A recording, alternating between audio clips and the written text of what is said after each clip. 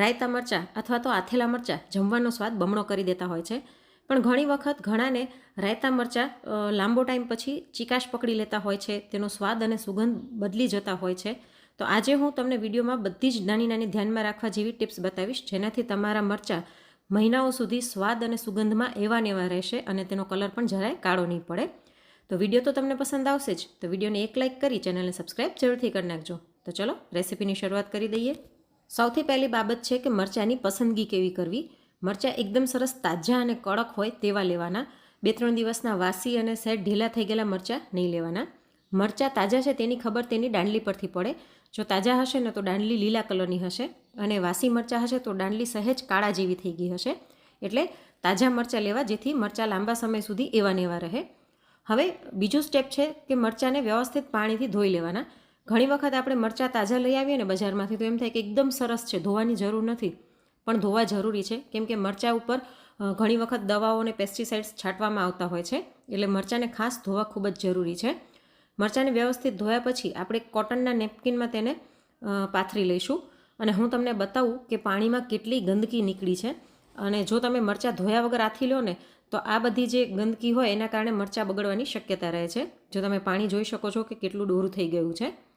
તો પાણીને આપણે ફેંકી દઈશું અને મરચાંને આપણે વ્યવસ્થિત કોરા કરી લઈશું. હવે જો તમારી પાસે સમય હોય ને તો આને 1-8 કલાક પંખા નીચે રાખી દેવાના, અને સમય ના હોય તો તમારે એક મરચું લૂછી નાખવાનું, પણ મરચાંમાં ભેજ ન રહે તે ખાસ ધ્યાન રાખવાનું.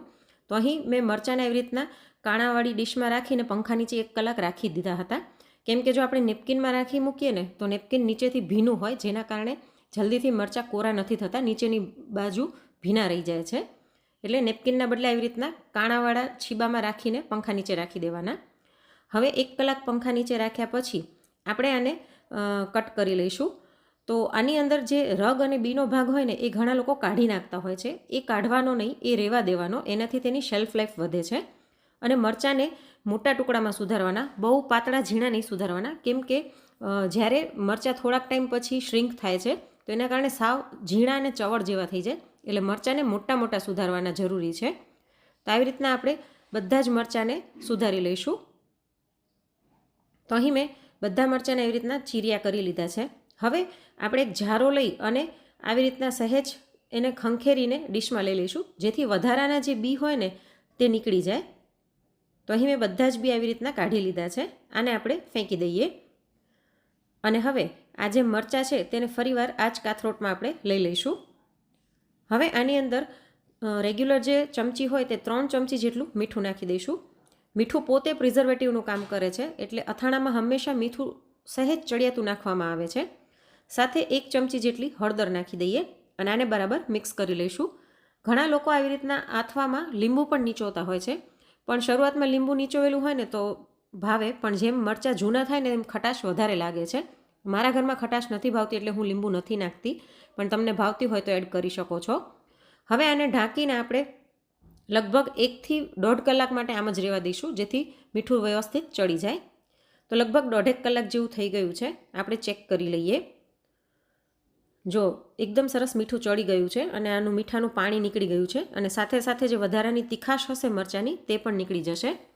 હવે આપણે એક વાસણ લઈ અને તેની ઉપર મેં અહીં આવી રીતના ઘઉં ચાળવાની ચાળણી લઈ લીધી છે, તેમાં મરચાં નાખી દઈશું. આવી રીતના કરવાથી એક તો વધારાનું પાણી પણ નીતરી જશે, અને બીજું મરચાંને ઉપર અને નીચે બંને બાજુથી હવા લાગશે, જેના કારણે એકદમ સરસ મરચાં કોરા થઈ જશે. તો આવી રીતના આપણે ફેલાવીને રાખી દઈએ. ઘણી વખત ઘણા લોકો કોટનના કપડામાં રાખતા હોય છે, પણ એમાં નીચેની બાજુ હવા નથી લાગતી, એટલે હું આવી રીતના ચાળણીમાં રાખું છું. તો આવી રીતના ચાળણીમાં પોળા કરીને આપણે આને 3 થી 4 કલાક રહેવા દઈશું અને વચ્ચે વચ્ચે હલાવતા રહીશું. તો મરચાં કોરા થાય છે ત્યાં સુધી આપણે મસાલો તૈયાર કરી લઈએ. અડધા કપ જેટલા રાઈના કુરિયા લઈ લઈશું. તેની સાથે 2 ચમચી જેટલા મેથીના કુરિયા લઈ લઈએ. મેથીના કુરિયા બહુ વધારે નહીં લેવાના, નહીંતર લાંબા સમય પછી કડવાશ પકડી લે અને મરચાં કડવા લાગે છે. સાથે 2 મોટી ચમચી આખા ધાણા, 2 મોટી ચમચી લીલી વરિયાળી અને 1 ચમચી કાળા મરી લઈ લઈશું. ઘણા લોકો કાળા મરી નથી નાખતા, પણ કાળા મરીની તીખાશ આથેલા મરચાંમાં ખૂબ જ સરસ લાગતી હોય છે. અને આ બધું નાખ્યા પછી આપણે ગેસની ફ્લેમ ચાલુ કરવાની. પહેલાંથી પેન ગેસ ઉપર મૂકીને પછી બધું નાખશો તો આગળ જે રાઈના કુરિયા નાખ્યા ને નીચેથી બળી જશે. એટલે બધું નાખીને પછી ગેસની ફ્લેમ ચાલુ કરવાની, અને સ્લો ટુ મીડિયમ ફ્લેમ પર આપણે આને 1 થી 1.5 મિનિટ માટે શેકી લઈશું. જેથી આનો જે ભેજ હોય તે ઉડી જાય અને મસાલાની સરસ સુગંધ આવે. તો આ શેકાઈ ગયું છે, આને આપણે કાઢી લઈએ. હવે આ જ પેનની અંદર 1 ચમચી મીઠું પણ આપણે શેકી લઈશું. મીઠામાં પણ સાધારણ ભેજનું પ્રમાણ હોય છે, એટલે મીઠાને શેકવું જરૂરી છે, જેથી મરચાં લાંબો સમય સુધી તાજા રહે, બગડી ન જાય. મીઠાનો કલર ચેન્જ ન થઈ જાય તેનું ધ્યાન રાખવાનું. સહેજ જ તપાવીને ગેસની ફ્લેમ બંધ કરી દઈશું. તો આપણું મીઠું પણ સરસ શેકાઈ ગયું છે. આને પણ આપણે કાઢી લઈએ. અને હવે આ જ પેનની અંદર અડધા કપ જેટલું તેલ લઈ લઈશું. બને તો આમાં શીંગ તેલ લેવાનું, જેનું સ્વાદ અને સુગંધ સરસ આવતા હોય છે. આમાં પણ આપણે તેલને ધુવાળો નીકળે એટલું ગરમ કરીશું. તો ધુવાળો નીકળવા લાગ્યો છે. હવે ગેસની ફ્લેમ બંધ કરી અને આને નીચે લઈ લઈએ. અહીં આપણા મસાલા સરસ ઠંડા થઈ ગયા છે. તો આને આપણે મિક્સર જારમાં નાખી અને મિક્સરને ચાલુ બંધ કરીને ગ્રાઇન્ડ કરવાનું છે. એટલે અધકચરું ગ્રાઇન્ડ કરવાનું છે, એકદમ ફાઇન પાવડર નથી કરી નાખવાનો. તો જો મેં આને અધકચરું આવી રીતના ગ્રાઇન્ડ કરી લીધું છે અને એકદમ સરસ આની સુગંધ આવી રહી છે. અને હવે આપણે જે તેલ ગરમ કર્યું હતું તે ઠંડુ થઈ ગયું છે. એકદમ ઠંડુ નહીં કરવાનું, સાધારણ નવશેકું હોય એવું ગરમ રાખવાનું તેલ. આની અંદર આપણે 1 ચમચી જેટલી હિંગ નાખી દઈશું.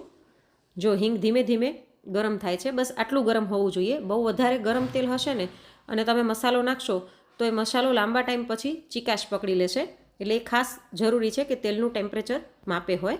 હવે આપણે જે મસાલો ગ્રાઇન્ડ કરીને રાખ્યો હતો તે પણ આની અંદર નાખી દઈશું. સાથે જે મીઠું શેકીને રાખ્યું હતું તે નાખી દઈએ અને 1 ચમચી હળદર નાખી દઈશું. આમાં હળદર હંમેશા બરણીમાં હોય એમાંથી લેવાની, મસાલિયામાં જે હળદર હોય તે નહીં લેવાની, કેમ કે તેમાં સાધારણ ભેજનું પ્રમાણ હોય એટલે મરચાં બગડવાની શક્યતા રહે. તો આને બધાને આપણે બરાબર મિક્સ કરી લઈએ. આવી રીતના નવશેકા તેલમાં બધા મસાલા શેકાવાથી લાંબો સમય સુધી ખરાબ નહીં થાય અને સુગંધ અને સ્વાદ પણ સરસ રહેશે. તો આ બધું જ સરસ મિક્સ થઈ ગયું છે. હવે આપણે જે મરચાં સુકવવા માટે રાખ્યા હતા તે લઈ લઈએ. મરચાંને અહીં 3 થી 4 કલાક મેં પંખા નીચે રાખ્યા હતા અને તમે જોઈ શકો છો એકદમ સરસ કોરા થઈ ગયા છે. આમાં જરાય પણ ભેજનું પ્રમાણ ન રહેવું જોઈએ. અને વચ્ચે 3 થી 4 વખત મેં મરચાંને ઉપર નીચે હલાવ્યા હતા, એટલે બધી બાજુથી સરસ એને પવન લાગી જાય. તો આને એક વાસણમાં લઈ અને આપણે જે મસાલો તૈયાર કરીને રાખ્યો તે નાખી દઈએ અને આને બરાબર મિક્સ કરી લઈશું. તમને આમાં અત્યારે તેલનું પ્રમાણ ઓછું લાગી રહ્યું હશે, પણ હું મરચાંને ફ્રીજમાં રાખું છું એટલે મેં તેલ વધારે નથી રાખ્યું. પણ જો તમારે બારે રાખવા હોય તો આમાં તમારે તેલનું પ્રમાણ થોડુંક વધારે રાખવાનું, જેથી તે બગડે નહીં.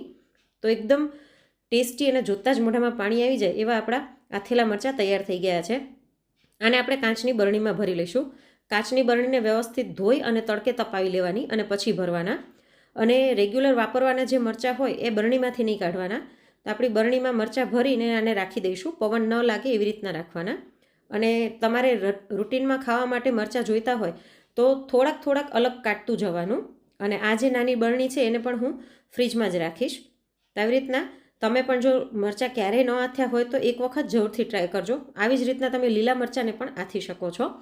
તો આજની આ વિડીયોની માહિતી તમને થોડી પણ ઉપયોગી લાગી હોય તો વિડીયોને લાઇક કરી વધુમાં વધુ શેર પણ કરજો. ફરી મળીશું એક નવી રેસિપી સાથે. Thanks for watching.